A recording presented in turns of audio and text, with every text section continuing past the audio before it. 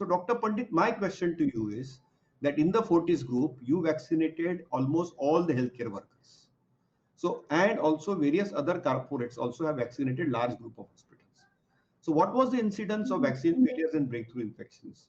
How concerning is that? And third thing is, what is your advice to all the people who are not vaccinated? Because the whole idea of vaccination, which you rightfully said, is to shrink the susceptible population and increase the exposed population so that we reach a herd immunity threshold. So I would like you to educate everyone here what is the incidence of vaccine breakthrough infection. And also I want you to give one more. Dr. Pandit, you are at the forefront of critical care for COVID. And in that, have you seen any cases of reinfection?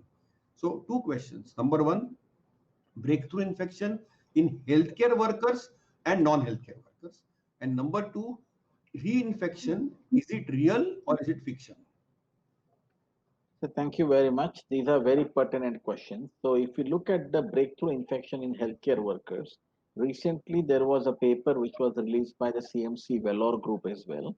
And within the Fortis group, I can tell you that the healthcare workers who are vaccinated fully, that means that they have completed the 2 doses of whichever vaccine they took. Majority of them in Fortis have taken Covishield and then completed 2 weeks after that, the incidence of breakthrough infection has been extremely low, less than 5 to 6% in the whole population.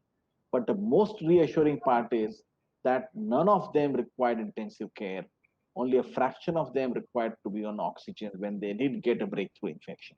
And similar sort of a data came across from CMC Vellore as well. I don't have the numbers offhand with me right now, but they had extreme low amount of patients who actually presented with a moderate or a severe disease. Most of them had a mild or a asymptomatic disease present, which actually tells us that if healthcare workers who are actually at the forefront and getting exposed on a day-to-day basis to the vaccine, to the virus, beg your pardon, if they are catching an infection, in them the infection is mild or asymptomatic in majority of them. That means general population who is not getting exposed every day, if they take a vaccine as per their schedule and vaccinate themselves without any hesitancy, the incidence of infection in them will be far, far, far less than even what is seen in the healthcare workers. And they would not only be able to protect themselves, but they would be able to protect their families as well. It's very important that they vaccinate themselves. I am very, very clear about it. Now, in coming to the patients which I am seeing, I have not seen a single patient of mine who has been in my hospital after a breakthrough infection in the ICU. We've had few of our healthcare workers being tested positive. Most of them have been treated at home, barring two who got admitted because they had some comorbidities as well, and we chose to treat them in the hospital instead of actually them going to the staying at home. So this is the whole idea, sir. If one question I have about uh, vaccines to you, and then we might take some questions from our readers and our listeners.